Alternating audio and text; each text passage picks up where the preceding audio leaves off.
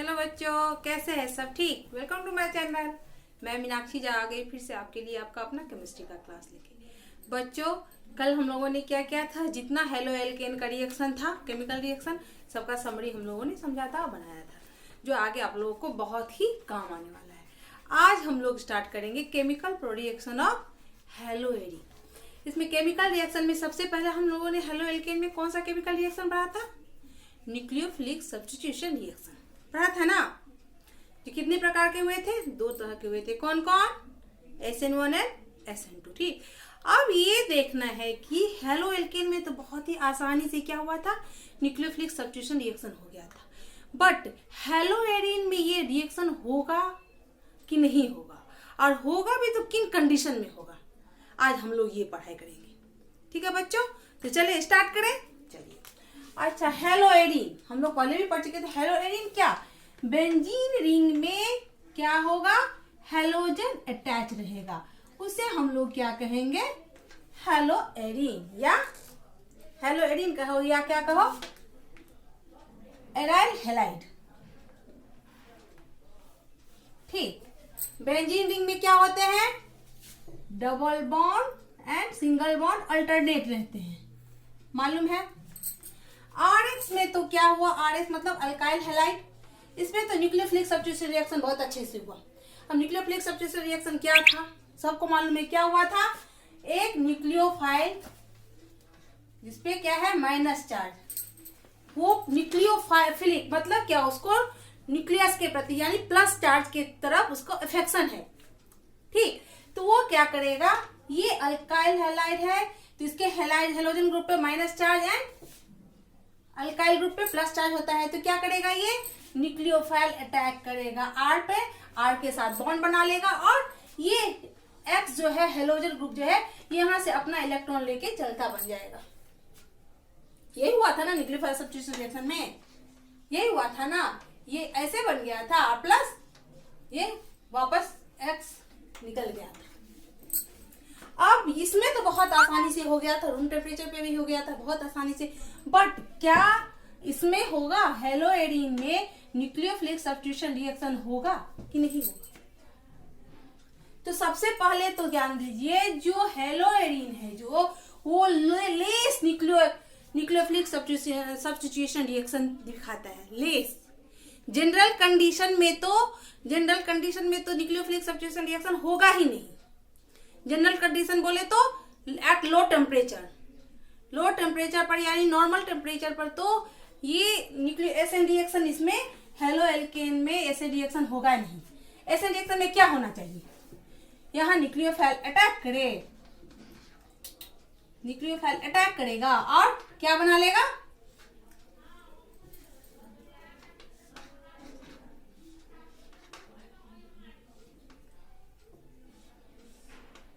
यहाँ पे NU आ जाएगा और ये X मेरा साइड हो जाना चाहिए। यही होगा ना न्यूक्लियोफिलिक सब्स्टिट्यूशन रिएक्शन में। बट कंडीशन है ये नॉर्मल टेम्परेचर पर, जनरल कंडीशन में न्यूक्लियोफिलिक सब्स्टिट्यूशन रिएक्शन होगा ही नहीं। समझ गए बच्चों? तो कौन कौन कंडीशन में होगा ये अब मैं बताती हूँ। इसके मेन 4 कंडीशन होते हैं, तो पहले आप कुछ लिख लीजिएगा, ठीक है। जो nucleophilic substitution reaction general condition में होगा ही नहीं। Aryl halide are extremely less reactive toward the SN reaction. ठीक। इन जनरल कंडीशन, ये तो होता ही है इन जनरल कंडीशन,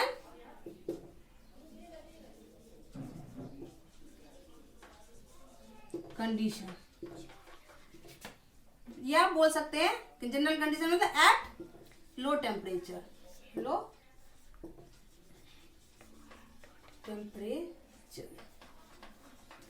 तो होगा कैसे, क्यों लेस एसएन रिएक्शन है, इसका लेस सब्स्टिट्यूशन न्यूक्लियोफिलिक रिएक्शन क्यों होता है, क्यों ये इसमें होना संभव नहीं? इसके मेन 4 कारण है। ये 4 कारण मेन क्या क्या है? पहला, फर्स्ट कारण है double bond, partially double bond होता है, या इसे हम रिजोनेंस इफेक्ट बोल सकते हैं। क्या बोल सकते हैं इसे हम लोग? फर्स्ट रीजन है रिजोनेंस इफेक्ट।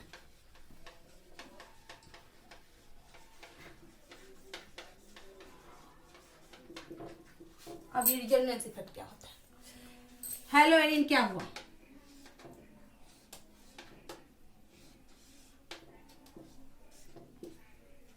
यहाँ एक्स की जगह पे क्लोरीन, ब्रोमीन, आयोडीन कुछ ले सकते हैं हम। मान लीजिए क्लोरीन भी।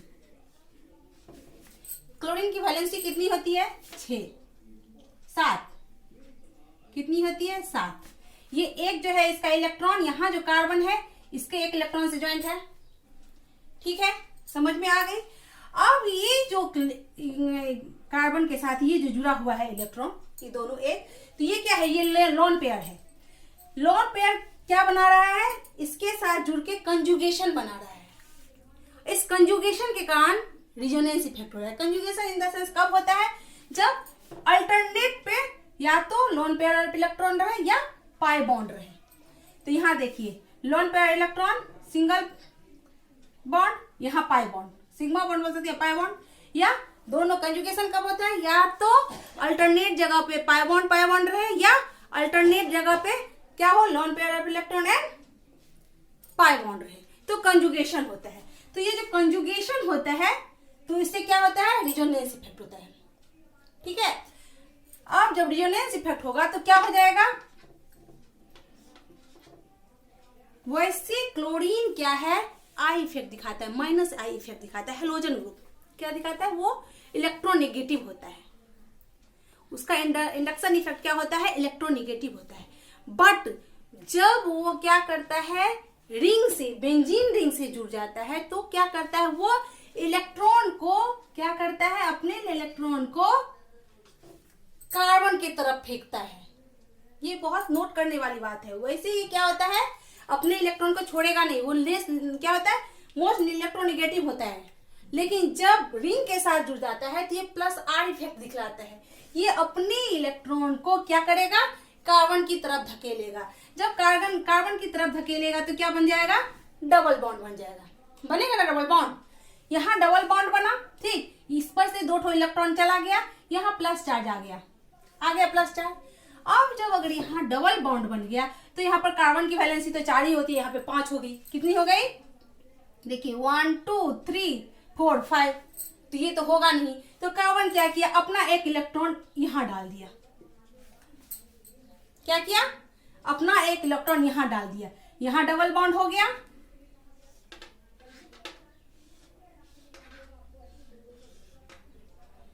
ये आ गया क्लोरीन, यहाँ अब 4 बॉन्ड हो गया क्योंकि ये तो डबल बॉन्ड बना लिया। यहाँ पे प्लस चार्ज, अपना इलेक्ट्रॉन दिया तो यहाँ प्लस चार्ज हो गया। और यहाँ जो है यहाँ का, हाँ, यहाँ का इलेक्ट्रॉन जो है सो यहाँ पे डाल दिया तो यहाँ पे क्या आ जाएगा? Minus charge. डाल दिया नहीं अपना इलेक्ट्रॉन यहाँ पे, और सब कुछ सेम ही है।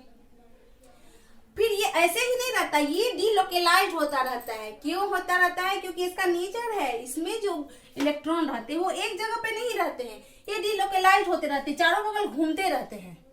क्या होते रहते हैं? चारों बगल घूमते रहते हैं। ठीक है, तो फिर क्या होगा?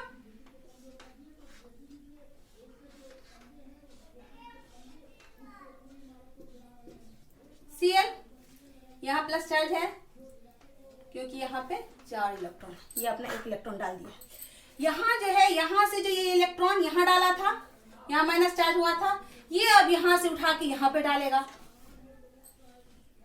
ना। यहाँ पे क्या किया? पहले ये क्या किया? अपना इलेक्ट्रॉन इसको दिया, तो ये अपना इलेक्ट्रॉन क्या किया? बाहर वाले कार्बन को दे दिया, तो बाहर वाले कार्बन पर माइनस चार्ज हुआ। पहले ही बोले क्या डीलोकेलाइज होता रहता है। फिर ये अपना इलेक्ट्रॉन इस बीच वाले को दिया, तो यहाँ पे ये क्या हो गया? ये इलेक्ट्रॉन यहाँ पे जब आ गया, इस पे आ गया, यहाँ पे आ जाएगा, तो ये नीचे चला जाएगा। नीचे चला गया तो ये क्या, कौन सा पोजीशन पर? ये अपना पोजीशन यहाँ डाल दिया, ठीक, और इस पे आ गया माइनस चार्ज आ गया। फिर वापस ये अपना पोजीशन चेंज करेगा ना, फिर अपना ये इलेक्ट्रॉन अगर इधर दे दिया, इधर ट्रांसफर कर दिया, तो ये इलेक्ट्रॉन यहाँ आ जाएगा डबल बॉन्ड, क्योंकि यहाँ पे आ गया इलेक्ट्रॉन। कार्बन की 4 वैलेंसी होती है तो ज्यादा हो जाएगी, तो ये यहाँ आ जाएगा, ठीक है, और इस पे माइनस चार्ज आ जाएगा, ठीक। और फिर वापस क्या हो जाएगा? ये अगर ट्रांसफर कराया यहाँ पे इलेक्ट्रॉन, तो यहाँ डबल बॉन्ड आ गया, यहाँ डबल बॉन्ड आ जाएगा, फिर यहाँ जो है यहाँ, और फिर वापस क्लोरीन अपना लोन पेयर ऑफ इलेक्ट्रॉन वापस ले लिया, फिर वापस आ गया सिंगल बॉन्ड। दोनों के फर्स्ट पोजीशन और सेकंड पोजीशन में देखिए रिंग का अंतर, डबल बॉन्ड का चेंज, जगह चेंज हुआ ना, जगह चेंज, ये रिजोनेंस इफेक्ट है।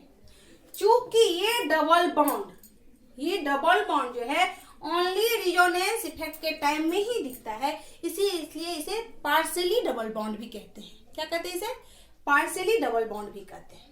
ठीक, अब रिजोनेंस इफेक्ट के कारण क्या होता है, ये एसएन रिएक्शन क्यों नहीं दिखाता है? तो हेलोजन के साथ जब ये रिंग बनाता है, हेलो एरिन का बॉन्ड ऑर्डर कितना होता है? उसका बॉन्ड ऑर्डर होता है 1.5, एक पूरा एक पार्शियली।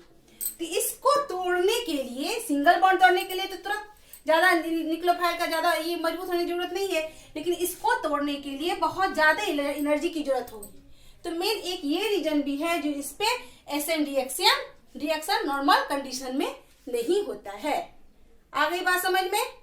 पहला क्या हुआ? ड्यू टू डबल बॉन्ड, जो कि पार्शियली है, इसको वो रिजोनेंस इफेक्ट दिखलाता है, जिसके कारण क्या है, एसएन रिएक्शन नॉर्मल टेम्परेचर पे या जनरल कंडीशन में होने की संभावना बहुत कम रहती है। अब दूसरा क्या है? सेकेंड है हाइब्रिडाइजेशन।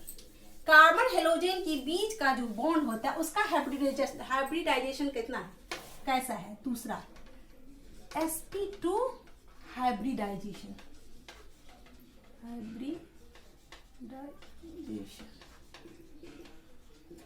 एल्केन, हेलो एल्केन जो होता है, ठीक, इसमें जैसे क्या हुआ, CH3HCl लगता है ना, तो इसमें क्या होता है, सिंगल बॉन्ड है सारा, तो इसका कैसा हाइब्रिडाइजेशन था? sp3 hybridisation. क्या था?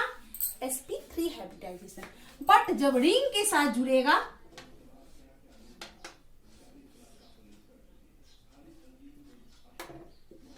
कोई अभी क्लोरीन ले रहे हैं, कोई भी ले सकते, जब रिंग के साथ जुड़ता है तो चूंकि इसमें एक डबल बॉन्ड है, तो एक भी डबल बॉन्ड रहेगा, एक डबल बॉन्ड रहेगा तो क्या हो जाएगा? sp2 hybridisation. क्या हो जाएगा? sp2 hybridise. ये हो जाएगा sp2 हाइब्रिडाइज। क्योंकि अगर कार्बन और किसी और ग्रुप चाहे कार्बन के बीच ही सिंगल बॉन्ड हुआ तो sp3 हाइब्रिडाइजेशन, sp3 हाइब्रिडाइज रहेगा। कार्बन और कोई और ग्रुप ले, चाहे कार्बन ही लो, अगर सिंगल एक डबल बॉन्ड आ जाए तो क्या हो जाएगा? sp2। अगर एक ट्रिपल बॉन्ड आ जाए तो क्या बन जाएगा? sp hybridisation. और निगेटिविटी के, इलेक्ट्रोनिगेटिविटी के हिसाब से अगर देखे जाए, क्या देखा जाएगा? अगर किसके हिसाब से? निगेटिविटी के हिसाब से देखा जाए तो क्या होता है इसका, और ये हाइब्रिडाइजेशन में परसेंटेज ऑफ एस कैरेक्टर पर डिपेंड करता है। क्या करता है? परसेंटेज ऑफ sp हाइब्रिडाइजेशन में परसेंटेज ऑफ एस कैरेक्टर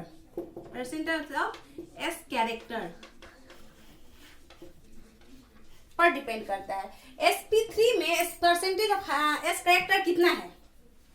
अगर 100 मान लिए sp3 को 100 मान लिए तो एक s 3 भाग 3, तो 100 का चौथा भाग कितना हुआ? 25%।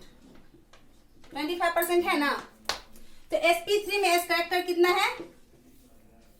Percentage of s 25%। But sp2 में कितना होगा? 100 को अगर sp2 100 को 3 भागों में बांटा जाए तो कितना परसेंट आएगा s का? 33.3%। तो इसको तोड़ने में ज्यादा समय लगेगा और ज्यादा प्रेशर की जरूरत होगी, ये नॉर्मली टूटेगा नहीं। ऊपर से इलेक्ट्रोनिगेटिविटी के हिसाब से देखा जाए तो क्या होता है, रेशियो देखे तो सबसे ज्यादा इलेक्ट्रोनिगेटिव क्या होता है?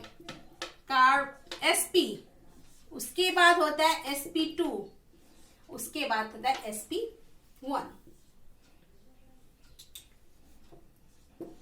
ये मोर इलेक्ट्रोनिगेटिव होता है। यहाँ तो हमको न्यूक्लियोफिलिक सब्स्टिट्यूशन रिएक्शन में हमको निगेटिव चाहिए कि पॉजिटिव की तरफ अट्रैक्शन इसका है, तो ये मोर इलेक्ट्रोनिगेटिव है, तो इसका बॉन्ड जो है वो आसानी से नहीं टूटेगा। क्यों?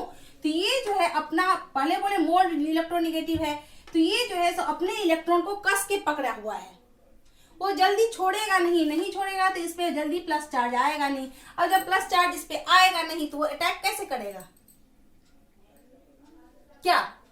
जब इस पे प्लस चार्ज जल्दी आएगा ही नहीं तो उसका अट्रैक्शन किस पे है, अफेक्शन किस पे है? प्लस चार्ज पे ना न्यूक्लियोफाइल का, वो माइनस है तो उसको प्लस पे आएगा अफेक्शन। और जब इस पे प्लस चार्ज जल्दी होता ही नहीं है तो न्यूक्लियोफिलिक सब्स्टिट्यूशन रिएक्शन नॉर्मली भी होगा कैसे? ये दूसरा रीजन भी हो गया। अब तीसरा रीजन देखिए,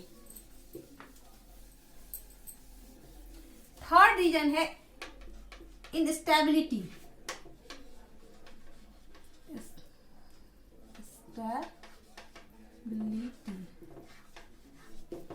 एसिड रिएक्शन में क्या हुआ था?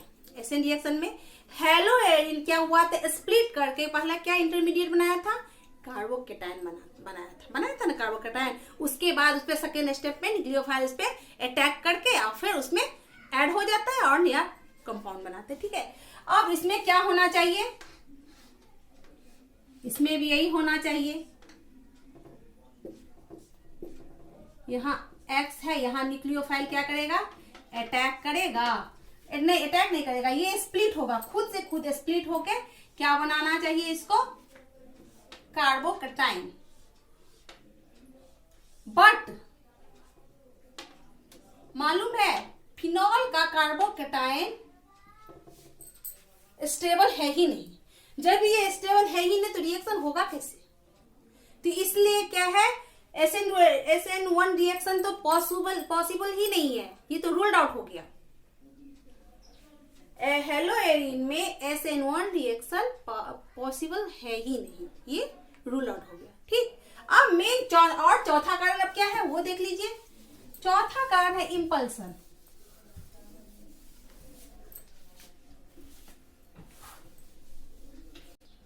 इंपल्सन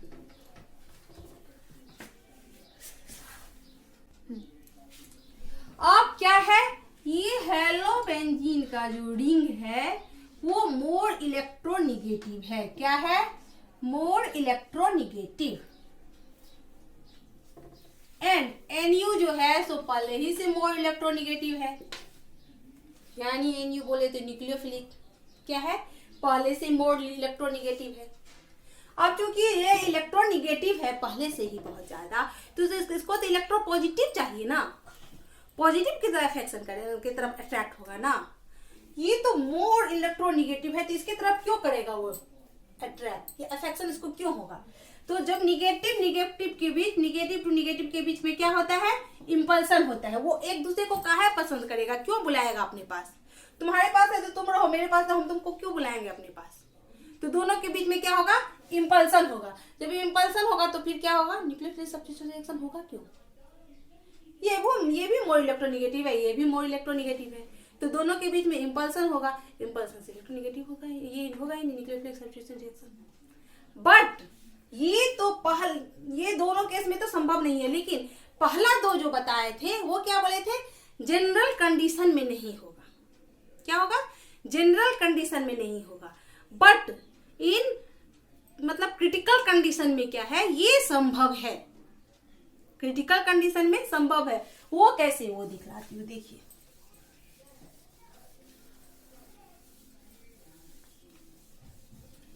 जब हम क्या करेंगे,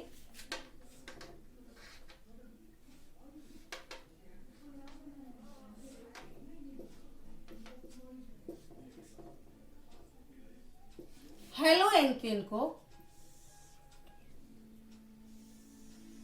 पहले तो NaOH, जब भी NaOH डाल दे, बोले स्ट्रॉन्ग क्या है? न्यूक्लियोफाइल। स्ट्रॉन्ग क्या होगा? न्यूक्लियोफाइल।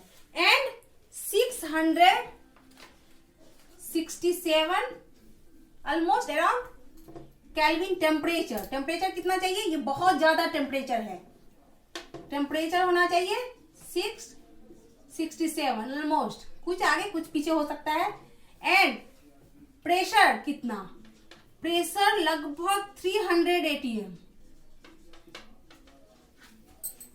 इतना जब प्रेशर पड़ेगा तो फिर क्या होगा? ये न्यूक्लियोफाइल इस पे अटैक करके क्या करेगा? फिनॉल बनाएगा। न्यूक्लियोफिलिक सब्स्टिट्यूशन रिएक्शन तब पॉसिबल होगा। कैसे? जब टेम्परेचर ऑलमोस्ट लगभग कितना होगा 67 केल्विन एंड स्ट्रॉन्ग क्या होना चाहिए न्यूक्लियोफाइल प्लस क्या होगा एटमॉस्फेरिक प्रेशर कितना होना चाहिए 300।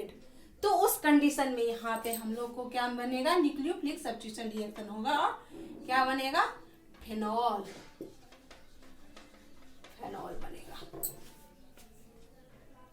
और कुछ कंडीशन है जैसे जब हम क्या करेंगे हेलो एल्केन में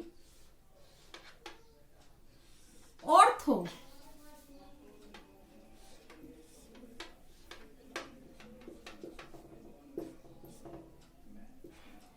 ये हुआ उसका ऑर्थो पोजीशन, ये हो गया पारा पोजीशन, ये होता है मेटा पोजीशन। आई थिंक सबको मालूम होना चाहिए, मालूम होगा ही, है ना। हम लोग किसमें IUPAC नोमेनक्लेचर में पढ़े थे। अगर हम यहाँ पे ऑर्थो पोजीशन पर इलेक्ट्रॉन विथड्रॉइंग एजेंट जो इलेक्ट्रॉन विथड्रॉ करता है वो उसको लगा दे, ये क्या करेगा यहाँ के इलेक्ट्रॉन को अपनी तरफ खींचेगा। क्या करेगा ऊपर के इलेक्ट्रॉन को अपनी तरफ खींच लेगा। जब इसको खींचेगा तो अब क्या होगा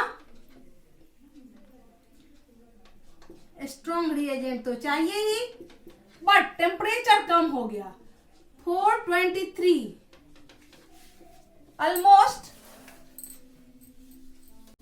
टेम्परेचर कितना 448 केल्विन ही रहेगा। तब क्या बन जाएगा मेरा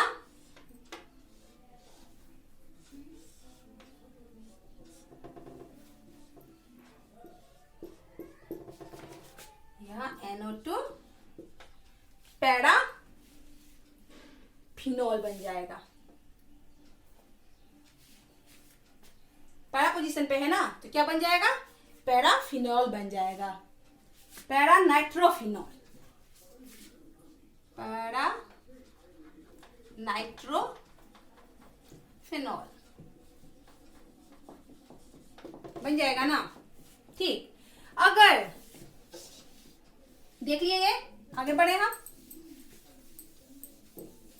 अगर हम जो है सो एक पैरा पोजीशन पे और एक ऑर्थो पोजीशन पे लगा दे नाइट्रो ग्रुप, यहाँ क्लोरीन है ही, एक लगा देते हैं ऑर्थो पोजीशन पे NO2 और एक पैरा पोजीशन पे लगा देते हैं NO2, तो फिर और कम टेम्परेचर में ही मेरा काम हो जाएगा।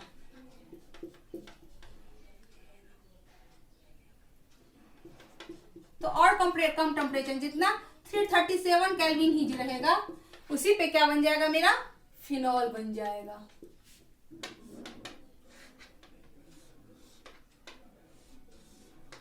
ऑर्थो पैरा डाइनाइट्रो फिनॉल बन जाएगा। यहाँ OH आ गया, यहाँ NO2, यहाँ NO2 बन गया। और अगर दोनों ऑर्थो पोजीशन पे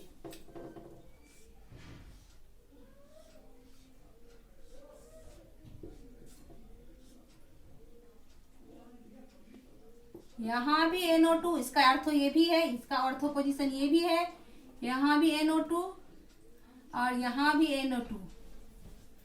तब क्या करना है, तब तो इसको हल्का गर्म करो तभी हो जाएगा। ओनली वार्म करो बस, उसी में मेरा बन जाएगा।